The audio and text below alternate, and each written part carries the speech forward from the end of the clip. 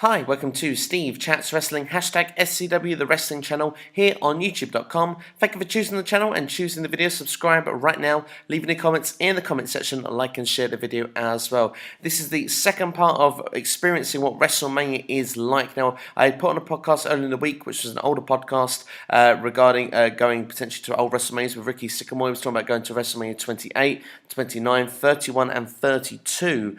This podcast actually is his experience of WrestleMania 32, the full experience of what he went through. And of course, the tickets have just been released for WrestleMania 33. So if you're thinking of going to WrestleMania or you want to know what it's like to experience going to a WrestleMania, this is all about Dallas, Texas, earlier this April. So do check out. It's the podcast for you if you're interested in going to WrestleMania. It's with Ricky Sycamore again. Again, this is an older podcast, but I've brought it to you right here on YouTube.com right now, so you can listen to it and enjoy the experience of what it's like to go to a WrestleMania. So I hope you enjoy, and make sure to subscribe, like, share, and leave any comments in the comment section. Here is SCW, the wrestling podcast, the WrestleMania Experience Part 2, Dallas, Texas, WrestleMania 32, with Ricky Sycamore. Take it away. Could you tell us maybe about your trip to Dallas? Did you have a great time?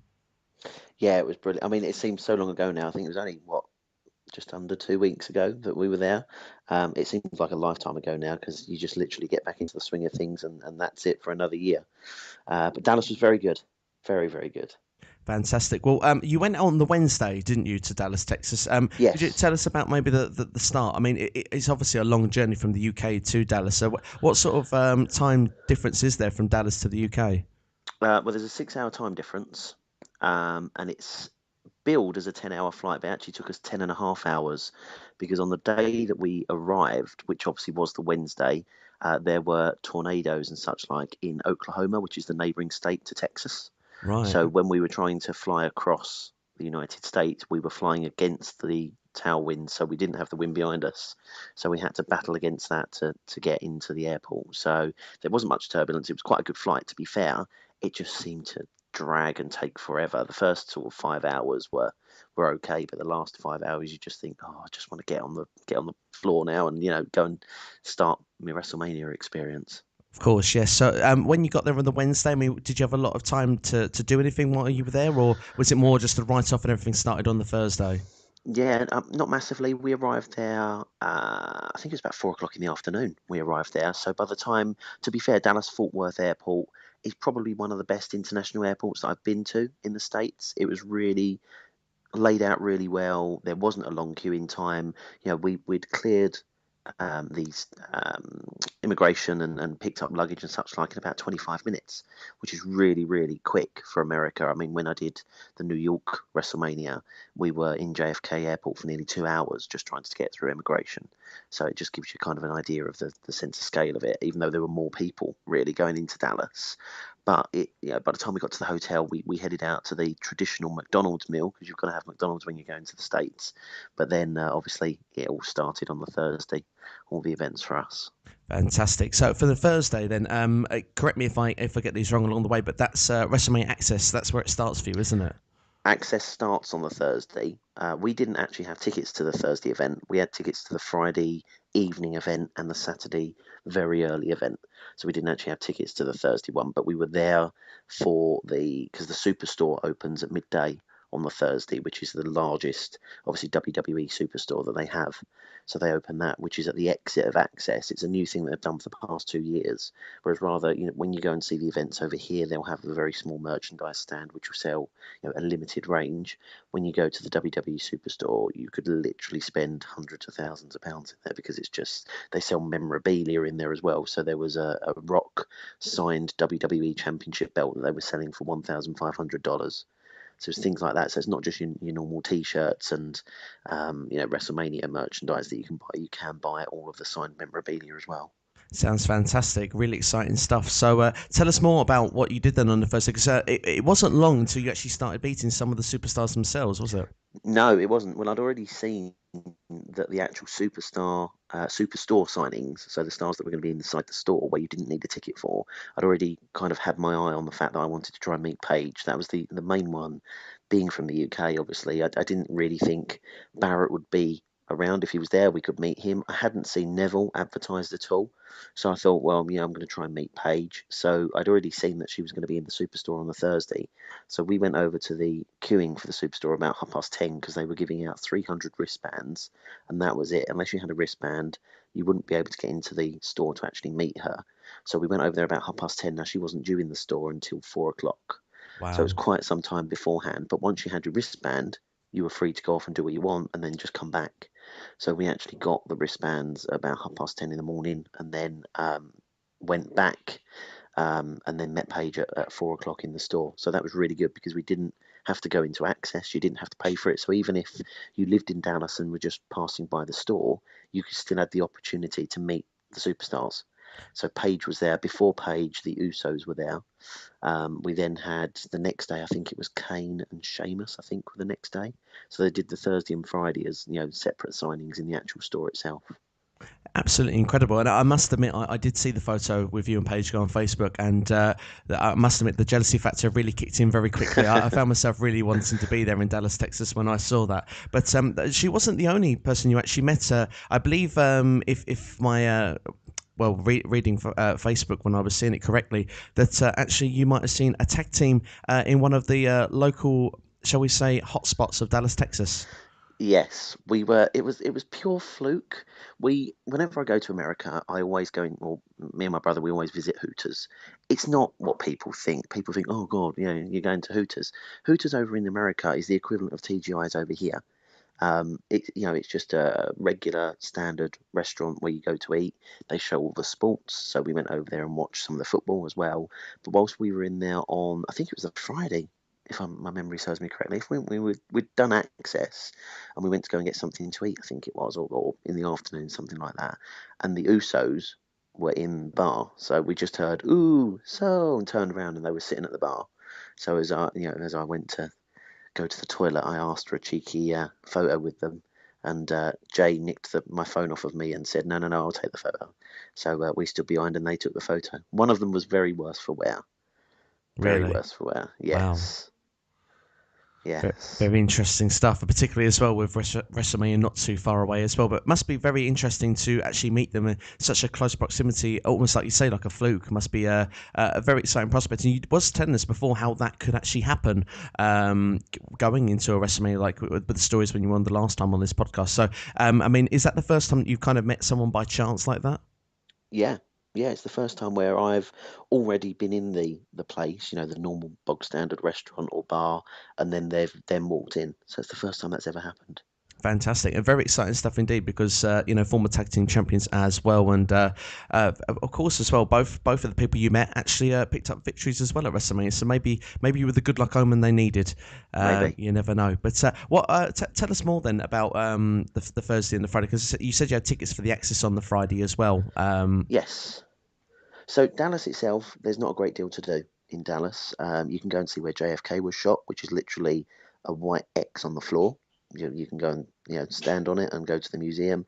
But for Dallas itself, there's not a great deal in the actual city centre. There's not really many shops either. So on the Friday, we just kind of milled around until we had our access session, which was a late access session. So we had 5 till 9, I think it was, the access session. So I wasn't particularly bothered about any of the stars. That was the disappointment with access this year. The people they had sign in, I wasn't particularly interested in seeing.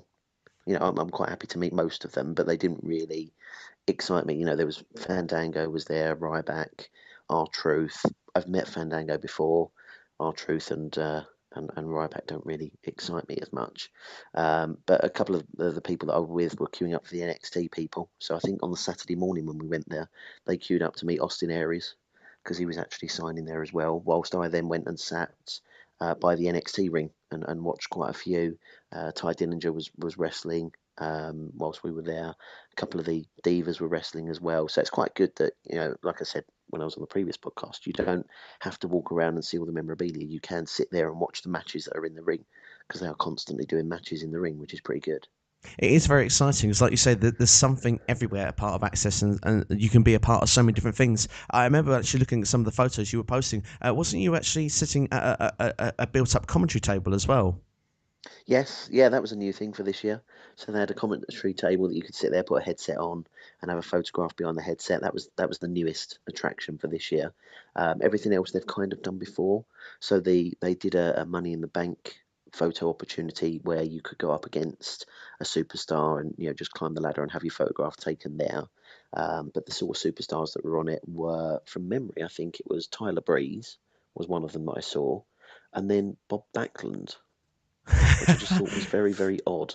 But Bob Backlund wouldn't climb the ladder. When I walked past Bob Backlund, he was putting people in the cross-faced chicken wing and getting them to tap out whilst having their photograph taken. And then looked back again, and he'd actually turned some guy upside down and was holding him by his legs. So he wasn't clearly sticking to the fact that you should climb the ladder, and that was the whole point of having it in the a Money in the Bank set. I must admit, I would have loved the idea of Bob Backlund in the Money in the Bank ladder match. I think that's quite an image in itself. But yeah, Yes, I'm guessing then you wasn't one of those people that wanted to say, I want to be in the crossface chicken wing. it was a huge queue. That was the problem. They don't announce where superstars are going to be. There was 8 signing areas this year, but they don't announce where the superstar is going to be until the physical superstar is there. So you could be in a really long queue, and I think I said this on the last podcast, you'd be in a really long queue, and it could be Epico and Primo that turn up. So then obviously everyone then spills out onto another queue where perhaps Paige is or Sheamus or someone like that. It's very exciting, the idea of how it can all turn out, and it shows really how lucky you are to have met some of the people you've met. I mean, we discussed it on previous podcasts. You've met the likes of Chris Jericho, Daniel Bryan, and this year as well to meet Paige and the Usos as well. Very creditable people, seen by Yeah. many people on the roster. So you've done very well to meet the people that you've met, which is really good. Yes. I suppose then maybe next we should perhaps go to Takeover Dallas, which was Yeah. perhaps one of the first real main stage wrestling events that people would be perhaps tuning in for over WrestleMania weekend. And I mean, watching that from home, I mean, absolutely incredible. The atmosphere seemed electric, and all the matches potentially. I mean, I reviewed it at the time saying I thought it was the best pay-per-view of any company for at least the last 2 years. I thought it was absolutely amazing from start to finish. What were your thoughts being there? I thought it was fantastic. The atmosphere was electric. Getting into it was an absolute nightmare. It wasn't signposted very well. People didn't really know where they were going. The stewards also didn't really know where the tickets were for where people needed to sit. So it was a bit of a nightmare physically getting into it. But when we actually got our seats, I mean, as I know you've seen, Steve, from the photographs that I've put up, the seats were brilliant. We were level 1 seats, but almost near the front. So they were really, really good. We had Brock Lesnar guy sitting next to us at the events. So for those of you who follow him on Twitter, he's like always on every WWE program. He's always there, known as Brock Lesnar guy.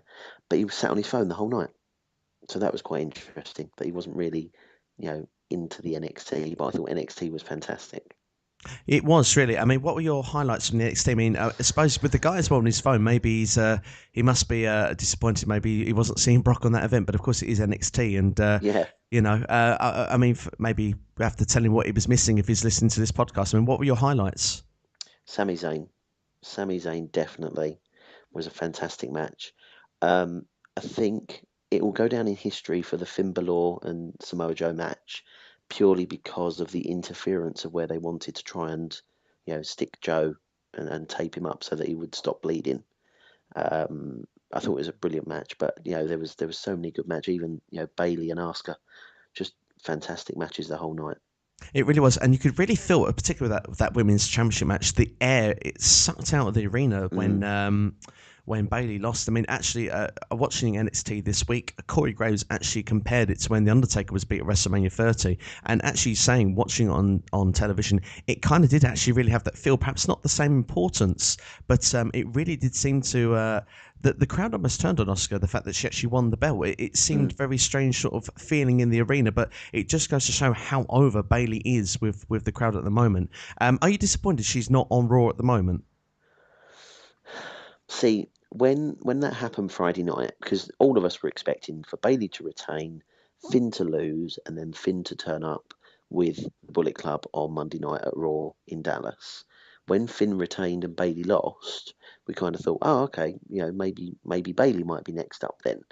And then when they did the big presentation of on Raw with Charlotte and the new Women's Championship, I then thought at that point that's when Bailey would then come out. but obviously she didn't, because we're still Baileyless as such. My fear is I don't know if they've got anyone in NXT to take over the women's part. When they're doing all their promotional material and all their branding and sending out all their posters, it's very much Bailey and Finn on the front of these posters, and they're the big draw. And my fear is yes, they've got a hell of a lot of talent down there in the women's division, but who is the next women's face? And I think that's what they need to do first, is build up the women's face in NXT to then take over from Bailey. It does kind of feel that way, and I do agree with you, because obviously now we've had some time to reflect over it, because like you say, Finn Balor and Bayley, neither of them are on the main stage as of yet. And you look at it and say, well, why aren't they? And just for the reasons you say there, these two are the selling point of NXT. And you can see, I mean, there's a transitional phase now starting in NXT as well, because quite a lot of stars have left NXT, and we're going to come into perhaps more detail with that a bit later on. I personally think as well with Bayley that she's probably going to get her rematch for the belt first, which will be at that next takeover. Then she'll probably lose that, and then that's when we'll probably start looking at maybe her coming to the main roster. I can see it potentially being the night after SummerSlam at this particular moment. I can't see another clearer way where it might go, because Sasha Banks that's when she will probably win the belt, and then we'll probably look to maybe a Bayley versus Charlotte or Bayley versus Becky Lynch to begin with, and then they'll probably build it for Bayley to be perhaps the current Sasha Banks in the WWE role, where she'll perhaps win the belt next year at WrestleMania. Yeah, definitely. It could happen. Particularly, I mean, really, it's hard to say if there was any low moments of NXT, because there really wasn't, was there? I mean, every match was great from start to finish. We didn't get Apollo Crews and Elias Sampson on the night, but obviously you would have got it then. It was televised the following week on NXT. Was that a good match to watch? Very good. Very good, yeah. Very good match. Didn't last that long, to be honest. You didn't get any indication that it was Apollo Crews' last match in NXT as well, so they kept that pretty quiet and pretty well done. Because normally, you can tell if that's a wrestler. You knew that was Sami Zayn's last night in NXT, but when he waved to the crowd and the way that he left, you knew he wasn't going to go back to NXT as an NXT wrestler. But you didn't get that impression from Apollo Crews. No, you didn't. I don't think you got it with Baron Corbin either. I thought that was probably going to be the time that Corbin then would be next in line for Finn Balor. Yeah. Yeah. It didn't quite work that way, but I suppose we'll come on to these NXT stars that have moved to the main roster a bit later on, as I say. But I think the next would be the Hall of Fame. Would I be correct with that? Yes, Hall of Fame. Now, interestingly, at the Hall of Fame, I didn't actually see all of it. So what happened on the Saturday, very early the Saturday morning, so 8 till 12, we did Access again, where yet again I didn't meet anybody because I wasn't interested in the people, so I just watched a lot of the wrestling that was going on in the ring. And then we were off to Hall of Fame, which started at 6:30, I think it was, or doors opened at 6:30 for a 7 o'clock start. So we had quite good tickets again. We were watching with almost opposite Mauro Ranelli, the SmackDown announcer. So he was sitting there singing along to all the songs and things like that, and tweeting people and such like. So it was a good event. But during the day, I received an email because we were due to meet Jim Ross on a meet and greet session at the House of Blues, which was just down the road from the American Airlines Centre, literally 10-minute walk. And we received an email that said that you need to be there for 8:30. So that you can collect your wristband and such like for a 9 o'clock meet and greet for Jim Ross, which then started at 11 o'clock. So I was like, oh, well, that's really annoying, because I know that for a fact that Hall of Fame will go on to at least 11 o'clock-ish normally, 10:30. So anyway, we stopped by the ticket office and asked the question. They said, no, you definitely need to be here in order to do the meet and greet. So we only sadly saw halfway through the Freebirds kind of their appreciation speech. So we left there at about 20 to 9. So we saw about 3 or 4 inductees, but sadly didn't see the Sting one because we had to go. Two of our party stayed because they decided they'd come along afterwards and just chance it. But I wanted to make sure that I met Jim Ross because I paid money to obviously meet him. So we didn't see all of the Hall of Fame, but what we did see was pretty good. Yeah, I mean, of course, it's quite a nice ceremony. And you said before that they have it kind of dragged the time before. Yes. Did it have that feeling this time as you were there for what you saw of it? Not really. It was pretty flowing. I mean, it was quite funny. I think that was a good thing with it. I mean, the New Day were very, very good on it and very, very funny. The Dudley Boys were very, very funny on it as well. And I think that's what makes the difference. If you've got some people who are quite, po-faced and quite straight and don't have any humour, it then makes the evening drag anyway. Whereas if you've got someone who's a bit fun and a bit light-hearted, then it doesn't seem like it's dragging as much, does it? No, of course not. Was you shocked when you heard about the Sting retirement? Not really. I think it was on the cards, wasn't it? We knew that he wasn't gonna, the rumours had already broken a couple of weeks before that he was gonna, potentially retire. And I think you've got to do it for your health nowadays, haven't you? Of course, yeah, health does come first. So then, obviously, you went then off to meet Jim Ross, and did you get that opportunity? We did, yeah. So met Jim Ross, signed photographs and photographs with him as well. So lovely guy, genuinely nice guy. Funny stories as well. When he did eventually start at 20 past 11, I think he started in the end. So we could have seen the whole Hall of Fame because he said he would have seen the VIPs afterwards. Jim Ross always has guests when he does these audience with as well. So this was his second session that he'd done on the Saturday. So his afternoon guests were Jeff Jarrett and Karen. I don't know if she's Karen Jarrett now or if she's still Karen Angle, but Jeff Jarrett and his wife. They were his special guests in the afternoon, and I saw Jeff Jarrett standing by the side of the stage, so I'd assumed that's who his guest was going to be for the evening as well. And I was a bit, not disappointed, but I thought, oh, he could have brought out a different guest. He did anyway because it was Rob Van Dam. So Wow. RVD was his special guest, and then all of a sudden, it looked like it was going to wrap, and all of a sudden, on walks Jeff Hardy and what's his name, Hurricane. Gregory Helms. That's the one. Yes, Yeah. both of them. So they both walked on as well. Hardy's still wearing the face paint because he'd literally just come from a wrestling event. Because WrestleCon was also in Dallas at the same time.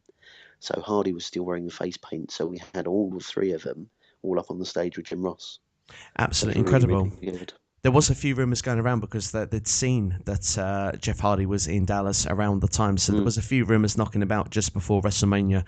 It felt Yeah. like it'd be unlikely anything would have turned up for it, but definitely an amazing experience. Of course, that was the same event last year where Samoa Joe was unveiled that he would be involved with was. NXT. So very exciting stuff indeed. Next, I suppose then we'd look then at perhaps it's the main reason we booked the tickets, or perhaps you booked the tickets to go. Anyway, it's WrestleMania 32. WrestleMania. Yeah. You know, what's it like? I mean, you wake up the day. I mean, does it feel like Christmas? Yeah. Yeah. You wake up the day and you think, I've looked forward all year to this event, and in 12 hours' time, it's going to be over with, and then I've got nothing else to look forward to. But it was very good. It was the coaches picked us up at 2 o'clock, so you had most of the morning to go and do what you wanted to do. So they don't rush you or anything like that. So they coached us up to the AT&T Stadium, which took about 25 minutes, half hour, if that. And then you kind of just get put in a parking lot, and then that's where you meet your coach to take you back, and then you walk down to the AT&T Stadium. The stadium is the biggest stadium I have ever seen. It was absolutely massive. WWE were having, or probably not WWE, but the AT&T Stadium staff were having a lot of issues with Wi-Fi. So people that had electronic tickets, they were struggling to scan their tickets. So there were very, very long queues that people were, it um, wasn't cold at all. I mean, we're talking 28 degrees, so you're standing out in the blistering heat with no shade because you're literally in a parking lot by the stadium, and joining the queues of people. So it was difficult in the sun at times because you're all crammed in and you've got no shade, as I say. But once you get into the stadium, we had a couple of photographs that because we wore our West Ham shirts, so we tweeted them to West Ham United Football Club, and we managed to get a retweet and a favourite from Jack Sullivan, who's obviously the son of David Sullivan, the chairman. And once you get into the stadium, it's the oddest stadium I've ever seen because you go through like shopping centre doors. Most stadiums I've ever been in, you're then greeted with a concourse wall. So you've got a tiny little gap that you can walk up to get to the stairs to go into your seats. There was no concourse wall. So you literally walked in and you were in the stadium, but you were 3 levels up already. So at ground level, they'd built the stadium down 3 levels to give you an idea of how big it actually is. And then when we had to find our seats, it was like we were going down probably like a service tunnel because it just seemed to go on forever and ever and ever. And when we actually got to the bottom level, we actually found that we were in the backstage area where all of Triple H's extras were, where the Twitter team were, because they had all signs up and pointing to the gorilla position and places like that as well. Absolutely incredible. And that must be such an experience. I mean, could you see that from where you were? No, No, we couldn't see it because we actually came out on the side. So you come out on the side of the stadium, and then we had to walk around to our seats. Oh, fantastic. Well, still very exciting stuff indeed. And was you on television side or was you on the other side? No, we were on TV side. TV side as well. Yeah, Absolutely incredible. I yeah, we did were see a actually. few I West Ham haven't shirts. actually. Yes, yeah, there were West Ham shirts. I haven't actually. Ironically, I've not watched WrestleMania back yet to see if we got on telly. I must admit, I couldn't quite tell. I mean, you could. We will come on to it. We could quite clearly see you on Monday Night Raw. We'll go into Yeah, detail for anyone that does want to look back and notice where Ricky is. But yeah, it was incredible. There's so many people in that stadium as well. The one thing I would say is a slight drawback was the length of the show. I thought it was a very long show, particularly with the matches wise. I mean, the main show was 5 hours in the end instead of 4, and of course you had the pre-shows as well. With the first match taking place in the first hour of the pre-show, which was not even on the USA Network, again was on the WWE Network. Did you actually manage to see Kalisto versus Ryback? Because it seemed that about 70% of the stadium didn't see that match. yeah. No, we were in there. We were there in You enough managed to time. get for that one. So I mean, you were Yes, perhaps one yes, of perhaps I don't know, maybe the 30% that did, because a lot of people yeah, seemed that they missed it, and I don't know if that was perhaps a good thing, particularly for maybe the competitors more than anything, because you work all year round to do this incredible stadium, and they have the chat. There was apparently a rumor talk 24 hours before that the pre-show was as big as the main show, and not to make these guys feel perhaps a little bit less of themselves, but you can't feel maybe a bit deflated when you walk out at WrestleMania and half of the stadium is still filling up. You know, by the time the Usos and the Dudley Boys in the second hour of the pre-show, the place was completely jam-packed. You could see it was full and ready yeah. to go, you know, and I hmm can't help but feel just a little bit sorry for those two guys, you know, because like you say, you work all year round. But what was your experience at WrestleMania? Did you enjoy the whole thing there? I mean, I imagine the crowd must have been absolutely incredible once again. You know, Yeah, you look at the whole thing from start to finish. The card was pretty decent on the whole. yeah, yeah. I mean, the crowd were really good. Overall, I thought the event was good. It's probably not the best one that I've ever been to, but you go for the experience. So there were a lot of people that were, I've been reading across all the forums and such like that. People are just, really laying into it and saying, "Oh my God, it was the worst." You don't go to WrestleMania for just the card, because if you did, you wouldn't book your tickets until the last minute because you book it so long in advance. You go for the whole experience. So for me, the massive thing was the surprise appearance of Stone Cold. You kind of knew he was going to turn up anyway, because how can it be in Texas and not be there? But for me, I've never seen Stone Cold at any of the events I've ever been to live. So for me, that was the pinnacle of it, really. To hear Stone Cold's music hit, for him to come out and stun as many people as he did in the middle of the ring, I thought that was a nice touch. We knew The Rock was going to come out. I thought that was quite a nice touch and cleverly worked as well. The way that he had a quick 6-second match, because obviously that gets WWE around the insurance um, problems that they were having, which is why obviously he couldn't wrestle. But I thought that was overall very good. But I think they messed up by having Triple H and Roman Reigns as the last match. I can agree with that. I mean, but at the same time, as I've said on previous podcasts, I kind of feel that that was that moment that Vince McMahon kind of really wanted, and I kind of feel now we've had it. Now we can perhaps progress going forward, because if you can imagine if they'd taken that away and said Hell in a Cell was the main event, we Mm, would perhaps have had to gone through another year of this with Roman Reigns, where nothing yes. really moves forward. He stays the Mm, same, and at least now, I mean, like I say, we will come on to the now where it looks like Roman Reigns. There could be a tease of heel tactics starting in him, or certainly mm, a start of arrogance rather than confidence. You know, I think that at least we've had that moment, and now things can move forward progressively in storylines, which it seems like it has already, which is a nice start yes. after WrestleMania. What was your particular favourite match watching? I mean. There was quite a few good matches on the night, particularly the ladder match. I'm sure The ladder match. The Shane McMahon spot as well must have been incredible to watch live. Yes, very good. I'm not sure if you must have caught it on telly, but the nice thing with the Shane McMahon match was when his music hit, you had all the Shane dollars falling from the ceiling.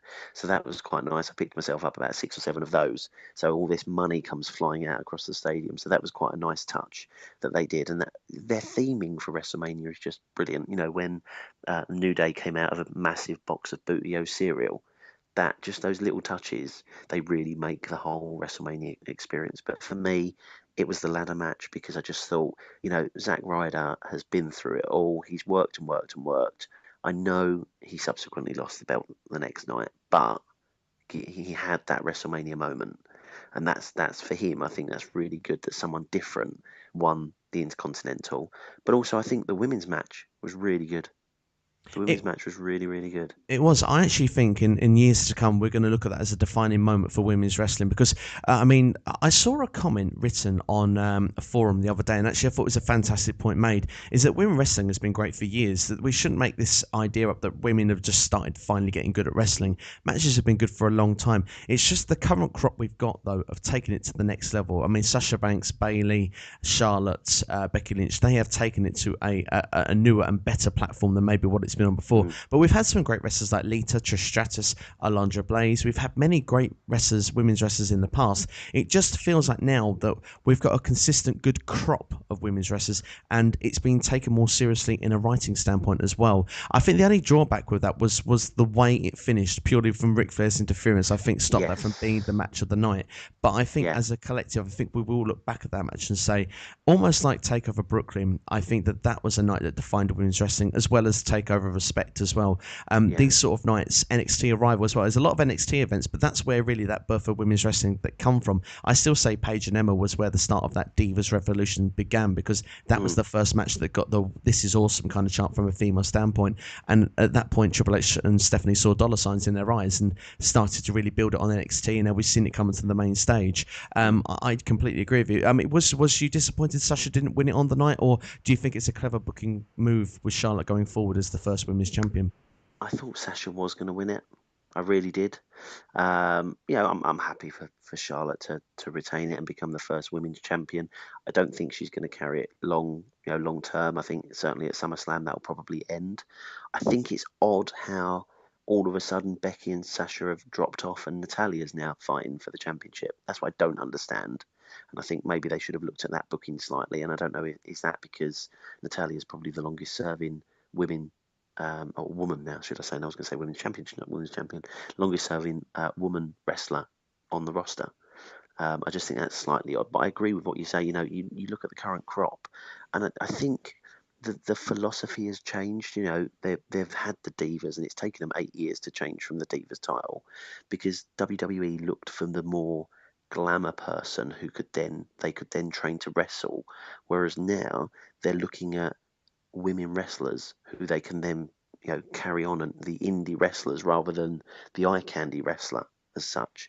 Because you've even had Nikki Storm's been recently called up, hasn't she, to the new crop of NXT, and she was very good over here on the independents in the UK. So I think that's why women's wrestling is getting so much better.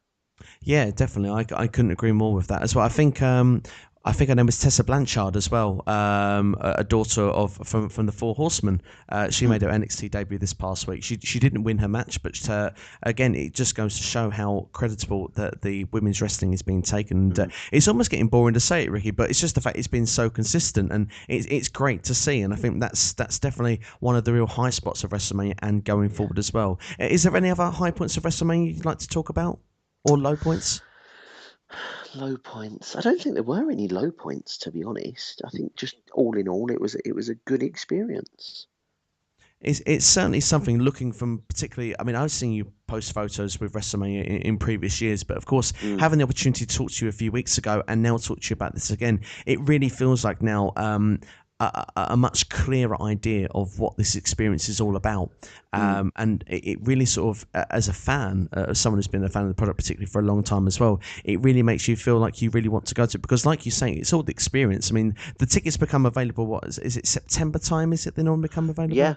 Yeah, normally about, for the travel package itself, so if you want to travel under WWE's care, then it's normally about September time that they come available. If you want to just book tickets just for WrestleMania on its own, I think that's about November time.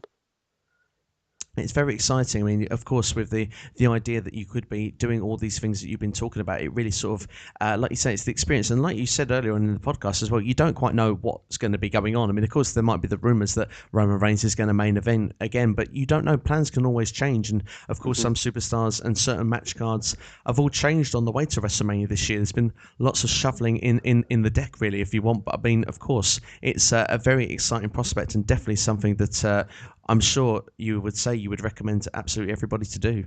Definitely. Definitely. Definitely, you have to do it. Well, let's go then to the following night because that also is part of the package. I mean, it's quite a package, if I may say so, Ricky. Yes. Yeah. Monday Night Raw, and well, I mean, of course, perhaps you didn't hear this at the time of the commentary. A little bit disappointing that you had JBL at the start of the show saying we're in Loco Land, and this is kind of WWE realizing that fans are going to probably try and take over the show, boo the people they Yeah. should cheer, and cheer the people they should boo. That bit kind of I didn't like, but when you actually watch the show itself, it was a fun show to watch, and clearly the fans are always at their best on the Raw after WrestleMania. I mean, you guys completely make it each and every time. If you are looking out for Ricky when hearing this podcast, I believe it was the Tyler Breeze match in particular. There was a very big close-up of you on shots. I think chanting NXT when Apollo Crews was coming to the ring. I think that was the moment I had to take a snap of my TV screen. And of course, I'm not going to spoil it. There was a particular sign as well as a West Ham fan. I believe you held up during quite a few of the singers, but there was one particular moment that was caught on TV between the Usos and the Dudley Boys in the tables match. I'll let you share the rest. Yeah, I went to CVS, which is like a supermarket that they have out in America. So I went to CVS and bought some green card and some big like bingo blotter marker things, and did 4 cards that said "We've got paillette" and 2 crossed hammers.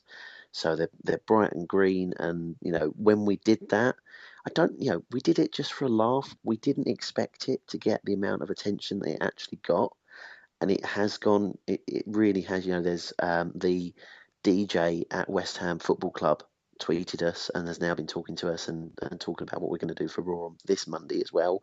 But also there was Clarence Hugh News, who's a fans forum as well. They've all been talking about it and getting in touch with us and asking us, why we did it and things like that. So we didn't expect it to get quite the attention that it did, to be honest. Certainly good. I mean, it's just one of those things. I mean, of course, Triple H has actually come out and said in previous he's actually a West Ham supporter. So, do you reckon there's maybe a chance he might have noticed that in the back and had a chuckle to himself as well? Let's hope so. Yeah, I hope so. I hope so as well. It's certainly good. But what were your highlights then of that Raw? Well, for me, it was Enzo and Big Cass. It was really good to see those. I think they're brilliant. I think they've been brilliant in NXT. Their mic skills are second to none. Not so much Big Cass because he doesn't really say much, but certainly Enzo Amore, his mic skills, I'd certainly say it's probably the best promo for a couple of years that he actually dropped on the Dudley Boys. It certainly was good. It seemed quite near the mark in places as well. It kind of had that shoot kind of feel about it, to the point that even Devon was quite notably saying quite a bit for a PG program. It seemed like almost it kind of maybe hit a sore spot. We'll have to see what develops with that in future. But certainly was amazing television to watch. And I agree with you. I think they're like a modern day new age. I can't even say it. New age outlaws. There we are. I'm that excited. I can't get the words out. I mean, Enzo's kind of like the road dog. He's kind of got the big mouth and says it all. Big Kaz is kind of like the Billy Gunn almost of the tandem, getting the cool word at the end.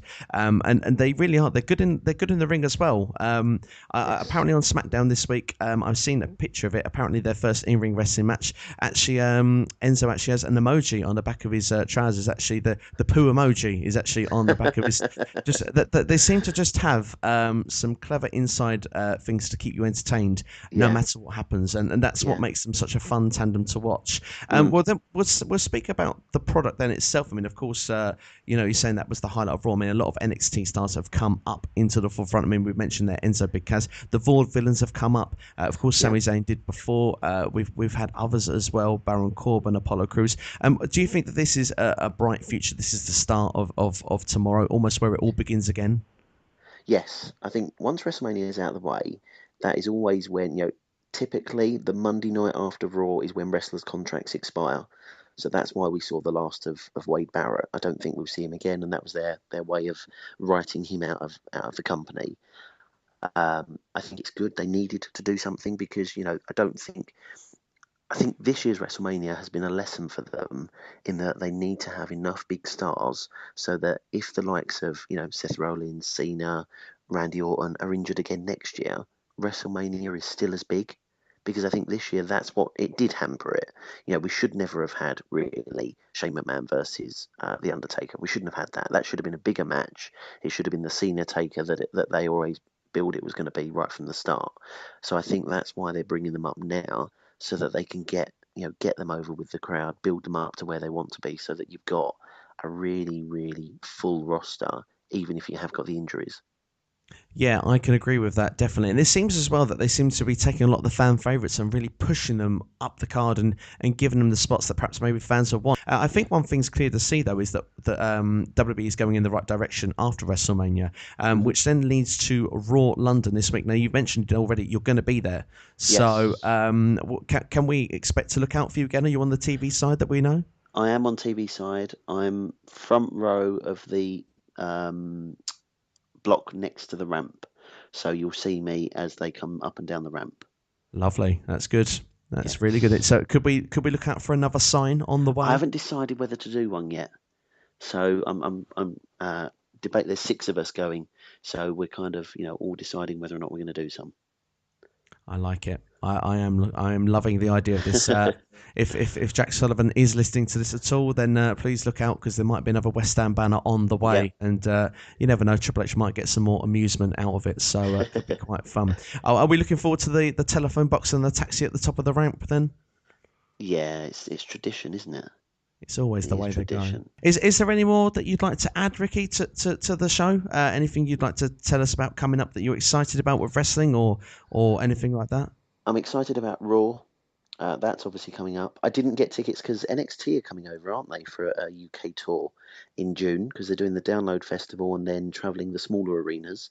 I didn't get tickets to NXT, sadly, but my brother and a couple of people that I did go to Dallas with, they're going to see it in Plymouth. So what I'll try and do is get some of them to come on and have a chat with you about NXT when that happens in June as well. That'd be very exciting indeed, and we do hope you enjoy Raw this week, Ricky, while you're Thank there, you. and hopefully we can get you back on the show at some point, because always fun to have you on and get your wrestling opinions on everything that is mattered WWE as well. Do you follow any other products before we leave, like TNA, Lucha Underground, New Japan Pro Wrestling? I don't follow TNA. I know they're going through crisis. I follow them on, have a look and read about them. I don't watch them. I have been. I follow Revolution Pro Wrestling every now and again, because I went to see those last year in York Hall with Bethnal Green. So I quite like them. They've got Kurt Angle coming up there soon in one of their matches, and then obviously going to be involved in the WWE Cruiserweight Championship as well. So I tend to follow, rather than watch it, follow it more on Twitter and have a read about it, if I'm honest. Yeah, no, of course, but it's hard to follow every product every single week. I mean, of course, if you try and sit and watch wrestling all through everywhere, it's almost virtually impossible. You have no time to go to work, so that's why we started this podcast off. Anyway, that'd be very exciting to see them with some of these guys, and maybe, you never know, they might actually get themselves where they're at the heights of a WWE one day. I mean, George recently went to go and see Global Force Wrestling in Devon, and I believe it was Cherry Bomb and Pepper Parks that he saw, and he said they were very creditable on the mic while they were there. I don't think they were actually signed to Global Force Wrestling, but on the back of that tour they were signed to TNA, which was it's very good to see that people that are on this sort of scale can be viewed, scouted, and pushed onto a higher level. So it's very exciting stuff indeed. Well, Ricky, thank you very much for being on the show. It's been great to have you on, and like I say, anytime. Hopefully we can have you back on very soon indeed. Remember, if you do want to follow us on Facebook, just go to the top of the search engine, type in the SCW Wrestling Podcast. Now, please hit the like button, and you never know, you can write to us as well. Let us know any suggestions you'd like on the podcast, things you might want us to talk about in future episodes, maybe certain people you might want us to bring on, because we want to make this as big as we can, and of course one day, you never know, we might actually get some of the superstars on here. Ricky, I'm sure you'd be interested in maybe a superstar or two coming on. Maybe we could even get one or two questions, maybe you even on the show with us maybe at some point. Yeah, love that. Yeah, that would be cracking if we could make it happen. Of course, if you want to keep up with any news in the meantime, breaking news stories as well, just go onto YouTube, type in the search engine #SCW Steve Chats Wrestling. Now hit the subscribe button, and you can keep up to date with every breaking news as and when it happens. Of course, some opinion bids on there as well for you, like the Roman Reigns ones I told you about earlier on as well, so definitely worth checking out. But this has been episode 8 of the SCW Wrestling Podcast. Thank you very much for listening. It's been good having you aboard. Subscribe right now, like and share the video, and keep up to date as well, as we post more here for SCW The Wrestling Podcast, and as well all the latest and breaking news for SCW The Wrestling Channel. Hope you enjoyed the podcast there, and I will see you next time here on YouTube.com. Take care.